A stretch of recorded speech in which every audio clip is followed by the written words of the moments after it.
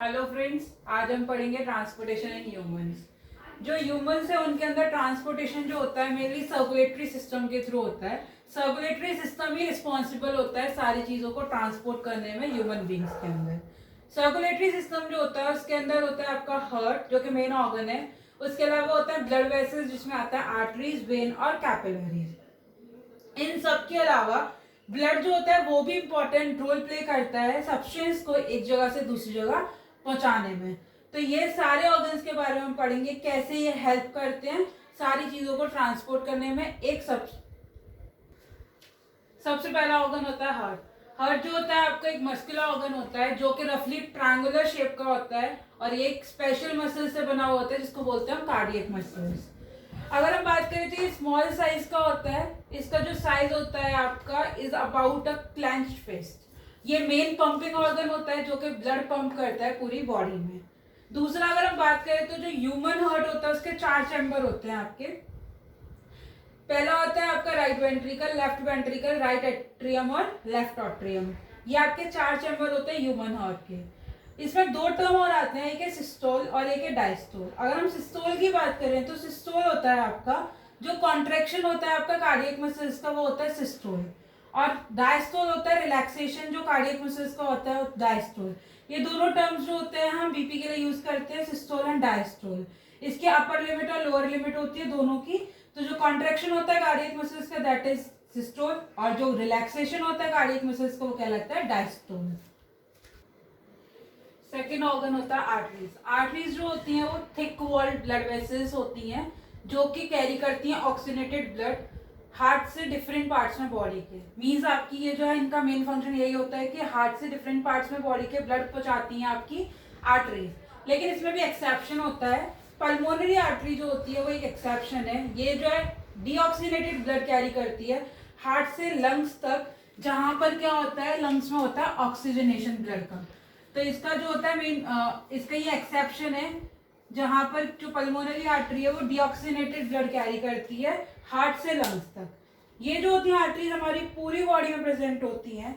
जो main artery होती है उसको हम बोलते हैं एओर्टा, जो कि कनेक्टेड होती है हमारे लेफ्ट वेंट्रिकल से, हमारे हार्ट के लेफ्ट वेंट्रिकल से कनेक्ट होती है आपकी मेन आर्टरी, और जिसको हम एओर्टा भी बोलते हैं।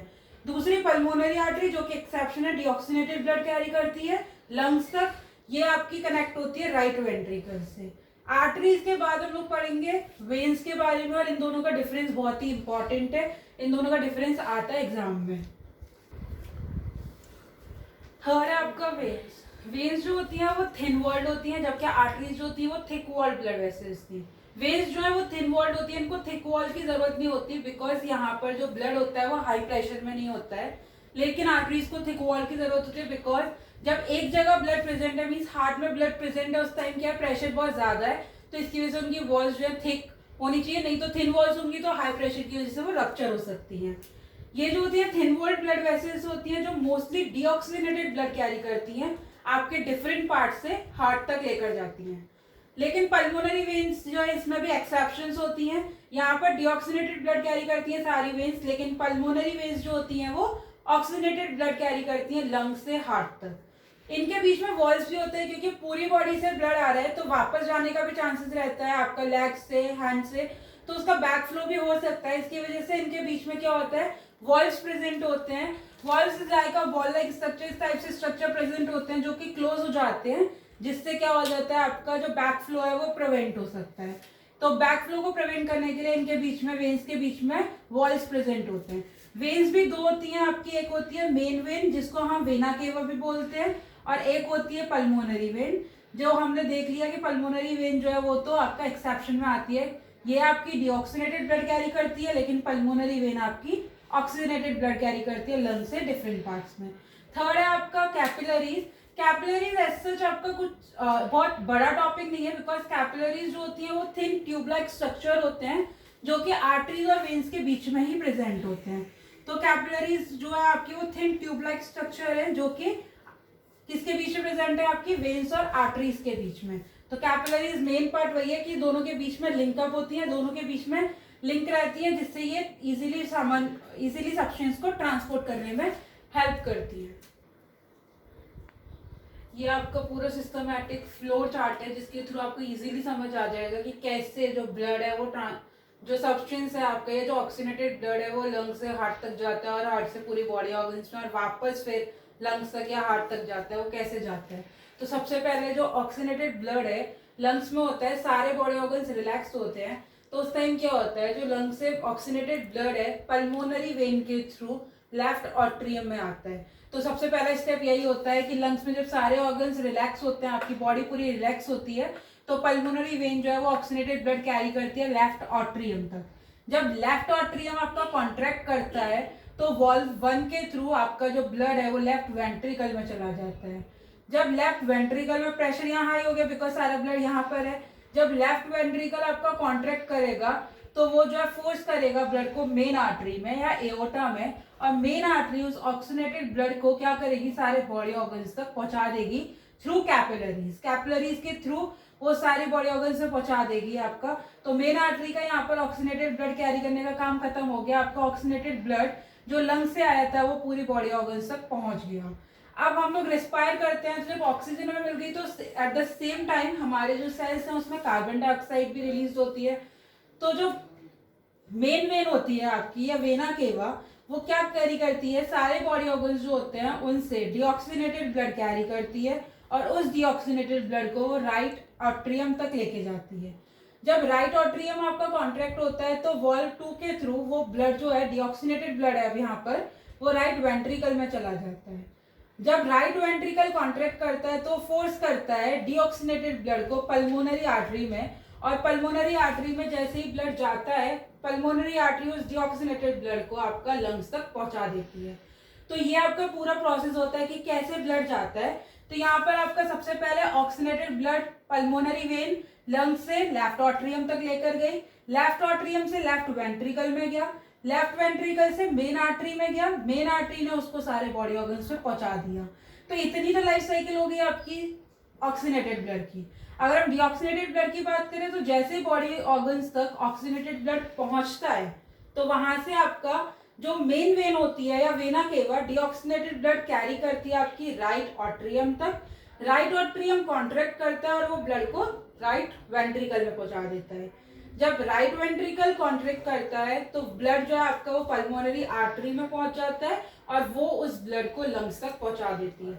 ये कंटिन्यूस साइकिल आपकी चलती रहती है बॉडी में, और हमारी जो बॉडी है उसके अंदर जो सर्कुलेशन होता है उसको हम डबल सर्कुलेशन बोलते हैं। हमारी बॉडी का जो सर्कुलेशन होता है, जो ब्लड है आपका वो जो ट्रांसपोर्ट हो रहा है ऑक्सीनेटेड ब्लड, उसको हम डबल सर्कुलेशन बोलते हैं, क्योंकि हमारी बॉडी में पहले लंग से हार्ट तक गया आपका और इसके बाद आपका वापस लंग्स तक वो ब्लड पहुंच गया। तो एक कंप्लीट साइकिल चलती रहती है जिसको हम डबल सर्कुलेशन बोलते हैं, और यही आपका मेन प्रोसेस है। ये फ्लो चार्ट इंपॉर्टेंट है, हार्ट के डायग्राम से ज्यादा इंपॉर्टेंट ये है। हार्ट का डायग्राम भी इजी तरीके से बता देंगे आपको कि कैसे आप बना सकते हैं एग्जाम में बिना कोई प्रॉब्लम के। और ये आपको फ्लो चार्ट अगर समझ आ गया आप सारे स्टेप्स खुद से लिखकर एग्जाम में आप बता सकते हैं। बस आपको ये याद रखना है कि पल्मोनरी वेन जो है एक्सेप्शन है, पल्मोनरी वेन जो है वो पल्मोनरी आर्टरी एक्सेप्शन है और पल्मोनरी वेन भी एक्सेप्शन है, क्योंकि पल्मोनरी आर्टरीज होती हैं वो हमेशा ऑक्सीनेटेड ब्लड कैरी करती हैं, लेकिन पल्मोनरी आर्टरी आपकी डीऑक्सीनेटेड ब्लड कैरी करती है, और जो वेन्स होती हैं आपकी वो डीऑक्सीनेटेड ब्लड कैरी करती है, लेकिन पल्मोनरी वेन आपकी ऑक्सीनेटेड ब्लड कैरी करती है। यहाँ पर ये हमारा हो गया कंप्लीट। अब हम लोग पढ़ेंगे ब्लड और लिम्फ के बारे में। नाउ हार्ट बीट क्या होता है आपका, जो कंप्लीट कॉन्ट्रैक्शन और रिलैक्सेशन होता है आपका हार्ट मसल्स का, उसको बोलते हैं हम हार्ट बीट। हार्ट बीट जो होती है आपकी वो यूजुअली 70 to 72 टाइम्स होती है आपकी एक मिनट में एक अडल्ट पर्सन के अंदर। सेम केस में आपका पल्स रेट होता है। पल्स रेट क्या होता है, जब आपका आर्टरीज में ब्लड एंटर करता है, हर एक टाइम जब ब्लड एंटर करता है तो आर्टरीज एक्सपेंड होती हैं, वो कहलाता है पल्स रेट। पल्स रेट जो होता है वो हमारा हार्ट बीट के इक्वल होता है, मींस इसका भी जो होता है अमाउंट यूजुअली 70 से 72 टाइम्स होता है आपका एक मिनट में। ये आपका एक अडल्ट की बात हो रही है, जब वो रेस्ट में होता है तब ये इक्वल होता है आपका हार्ट बीट के। और जब आप एक्सरसाइज करते हैं तब जो हार्ट बीट होती है आपकी वो 70 से बहुत ज्यादा हो जाती है at the time of exercise, even it can reach up to 100 times per minute at the time of exercise. तो आपकी हार्ट बीट जो होती है वो रेस्ट के टाइम पर तो 72 टाइम्स होती है आपकी, लेकिन जब आप एक्सरसाइज करते हैं तो वो जो है इंक्रीज हो जाती है। ब्लड जो होता है आपका वो कनेक्टिव टिश्यू होता है, ये आपका एक्ट करता है कैरियर ऑफ सब्सटेंस, ये भी आपका सब्सटेंस को एक जगह से दूसरी जगह कैरी आउट करने में हेल्प करता है। ब्लड जो होता है उसके मेन 3 कंपोनेंट्स होते हैं आपके, पहला प्लाज्मा, दूसरे होते हैं ब्लड सेल्स एंड तीसरा होता है प्लेटलेट्स। अगर हम प्लाज्मा की बात करें तो प्लाज्मा जो होता है आपका पेल कलर लिक्विड होता है या फिर कलरलेस लिक्विड होता है। प्लाज्मा जो होता है आपका वो लिक्विड पार्ट होता है ब्लड का। प्लाज्मा जो होता है आपका मोस्टली वाटर से बना होता है, अप्रोक्स 90% इसके अंदर प्लाज्मा के अंदर वाटर होता है। वाटर के अलावा आपका डिसॉल्व सब्सटेंस होते हैं जैसे protein, digested food, common salts, waste product होते हैं जैसे कार्बन डाइऑक्साइड, यूरिया, हार्मोन्स। तो प्लाज्मा जो होता है आपका मोस्टली लिक्विड पार्ट होता है जिसके अंदर आपके ब्लड सेल्स, आरबीसीज, डब्ल्यूबीसीज और प्लेटलेट्स इमर्स्ड होते हैं। सेकेंड पार्ट है आपका ब्लड सेल्स। ब्लड सेल्स जो होते हैं वो दो टाइप के होते हैं, आरबीसीज और डब्ल्यूबीसीज। आरबीसीज जो होते हैं वो रेड ब्लड सेल्स होते हैं और डब्ल्यूबीसीज जो होते हैं वो व्हाइट ब्लड सेल्स होते हैं। आरबीसीज रेड ब्लड सेल्स या रेड ब्लड कार्पस्कल्स। आरबीसीज जो होते हैं आपके वो रेड कलर के होते हैं बिकॉज इनके अंदर हीमोग्लोबिन प्रेजेंट होता है। इनके अंदर जो हीमोग्लोबिन होता है वही मेन कैरियर होता है ऑक्सीजन का। हीमोग्लोबिन ही जो होता है आपका वो कैरी करता है ऑक्सीजन पूरे बॉडी में। हीमोग्लोबिन आपका इजीली ऑक्सीजन के साथ कंबाइन कर सकता है, ऑक्सीमोग्लोबिन बना देता है, और हीमोग्लोबिन कार्बन डाइऑक्साइड के साथ भी कंबाइन कर सकता है और उसके साथ वो कार्बोक्सी हीमोग्लोबिन बना देता है। और जब कार्बोक्सी हीमोग्लोबिन बनती है तो आपकी जो ऑक्सीजन कैरिंग कैपेसिटी होती है हीमोग्लोबिन की वो रिड्यूस हो जाती है और कम हो जाती है और वो आपको ज्यादा ऑक्सीजन पहुंचा नहीं पाता है। अगर हम आरबीसीज या रेड ब्लड सेल्स की शेप की बात करें तो ये आपके रफली सर्कुलर शेप के होते हैं या मोस्टली सर्कुलर शेप के होते हैं और इनके पास न्यूक्लियाई नहीं होता। और जब इनके पास न्यूक्लियाई नहीं होता तो ये ज्यादा टाइम तक जिंदा भी नहीं रह पाते हैं। ये अप्रोक्स आपके से 4 मंथ्स तक ही रह पाते हैं, उसके बाद इनकी डेथ हो जाती है। और ये जो आपके क्विकली बनते भी हैं। आपके अप्रोक्सीमेटली 3 मिलियन आरबीसीज की डेथ होती है डेली और 4 टाइम्स ज्यादा आरबीसीज आपके फॉर्म हो जाते हैं बोन मैरो में। बोन मैरो लिक्विड पार्ट होता है आपका बोन का। जो रीजन है आपका इसकी लाइफ के लिए कि ये जो ऐसे शॉर्ट लाइफ स्पैन क्यों होता है इसका, जस्ट बिकॉज इनके अंदर न्यूक्लिया नहीं होता है, इसकी वजह से इसका जो लाइफ स्पैन होता है आपका वो शॉर्ट होता है। तो जो आरबीसीज होते हैं उनके अंदर आपकी ऑक्सीजन कैरिंग कैपेसिटी होती है और आरबीसीज के अंदर भी हीमोग्लोबिन होता है जिसके अंदर कैरिंग कैपेसिटी होती है, ऑक्सीजन को वो इजीली कैरी कर पाता है एक पार्ट से दूसरे पार्ट में बॉडी के।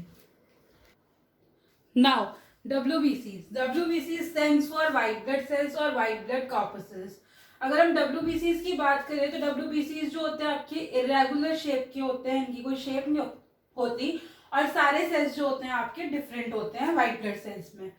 इनका जो नंबर होता है आरबीसीज के अगर कंपैरिजन में बात करी जाए तो इनका जो नंबर होता है आरबीसीज से कम होता है आपका ब्लड के अंदर, बहुत कम होता है। जो डब्ल्यूबीसीज होते हैं उनका मेन फंक्शन यही होता है कि आपकी बॉडी में जो जर्म्स एंटर करते हैं उन जर्म्स से फाइट करना और उनको किल करना और आपकी बॉडी को प्रोटेक्ट करना इन्फेक्शन से। इसके अलावा ये जो व्हाइट ब्लड सेल्स होते हैं आपके वो फॉर्म करते हैं केमिकल्स जिनको हम बोलते हैं एंटीबॉडीज।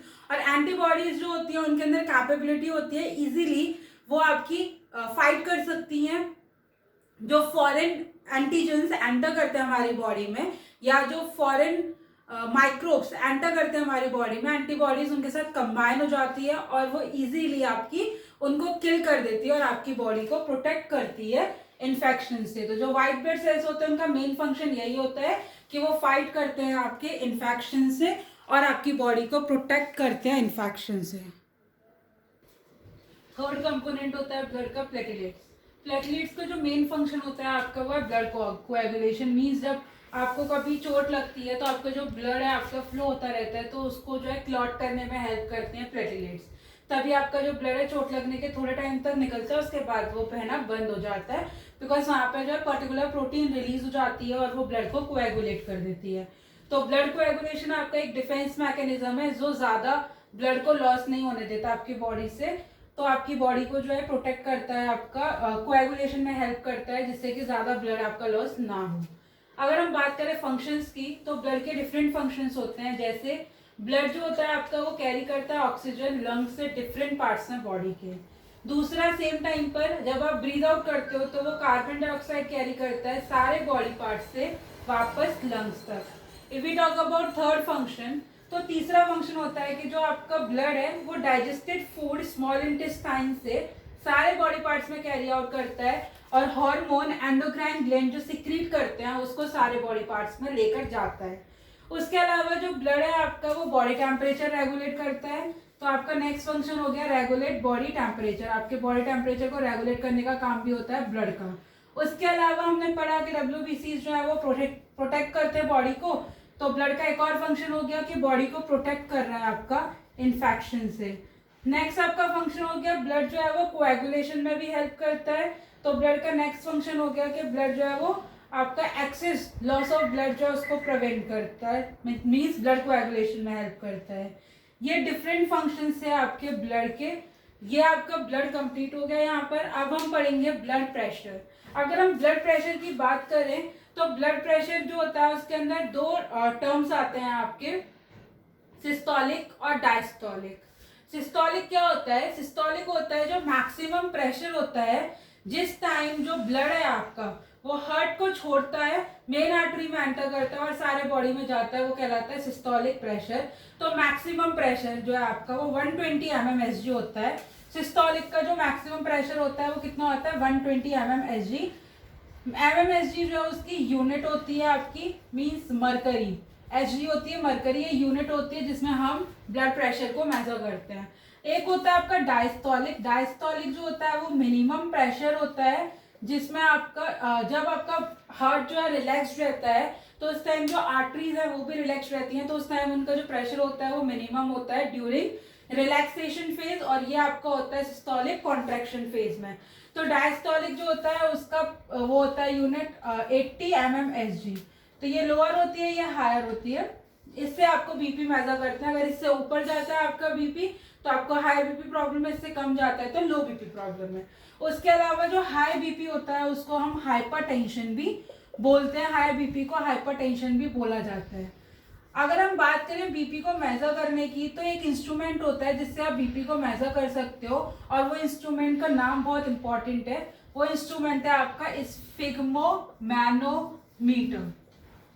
ये एक इंस्ट्रूमेंट होता है जिसके थ्रू आप ब्लड प्रेशर को मेजर कर सकते हो इजीली कि आपका जो ब्लड प्रेशर है वो कितना है। नॉर्मल ब्लड प्रेशर होता है 120/80 और आप स्फिग्मोमैनोमीटर की हेल्प से अपने ब्लड प्रेशर को मेजर कर सकते हो इजीली कि आपका ब्लड प्रेशर इस टाइम कितना है।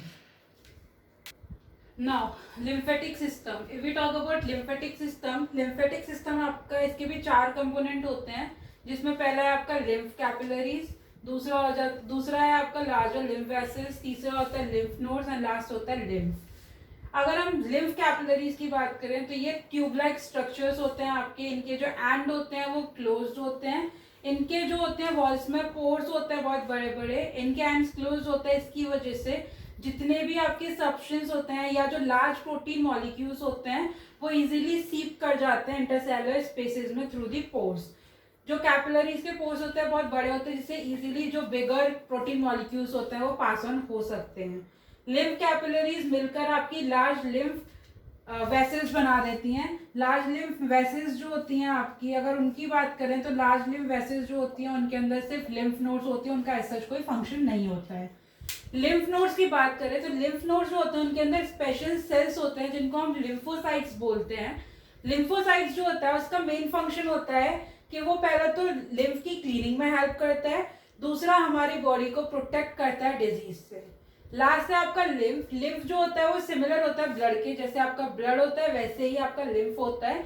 लिम्फ जो होता है वो आरबीसीज नहीं होते उसमें, और लिम्फ जो है वो रेड कलर का भी नहीं होता और उसमें आरबीसीज नहीं होते हैं। ये जो होता है आपका लिम्फ वो फ्लूइड से बनता है।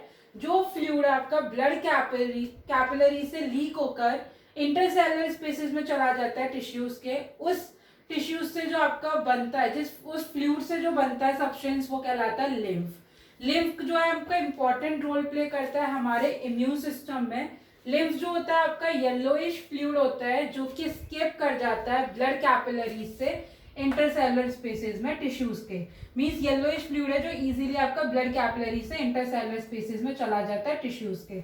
लिम्फ का मेन फंक्शन होता है, ये कैरी करता है आपका सब्सटेंस टिश्यूज से हार्ट तक। ये जो है आपका जो भी सब्सटेंस कैरी करता है, इसका मेन फंक्शन है कि ये टिश्यूज से हार्ट तक कैरी करता है, जबकि ब्लड जो है आपका वो सारे बॉडी पार्ट्स में कैरी कर रहा है, हार्ट से डिफरेंट बॉडी ऑर्गन्स में। लेकिन लिम्फ जो है आपका वो कैरी करता है सब्सटेंस टिश्यूज से हार्ट तक। अगर हम लिम्फेटिक सिस्टम के फंक्शंस की बात करें तो इसके फंक्शंस भी समवॉट सिमिलर है आपके ब्लड के फंक्शंस की तरह ही। जैसे पहले इसका फंक्शन है आपका, ये जो आपका वेस्ट मटेरियल को रिमूव करने में हेल्प करता है बॉडी से। जो भी वेस्ट मटेरियल प्रोड्यूस होता है बॉडी में, उसको रिमूव करने में हेल्प करता है आपका। पहला फंक्शन इसका ये होता है। दूसरा फंक्शन होता है इसका कि ये जो है आपका हेल्प करता है आपकी बॉडी को प्रोटेक्ट करने में डिजीज से। तो ये आपकी बॉडी को प्रोटेक्ट करता है डिजीज से।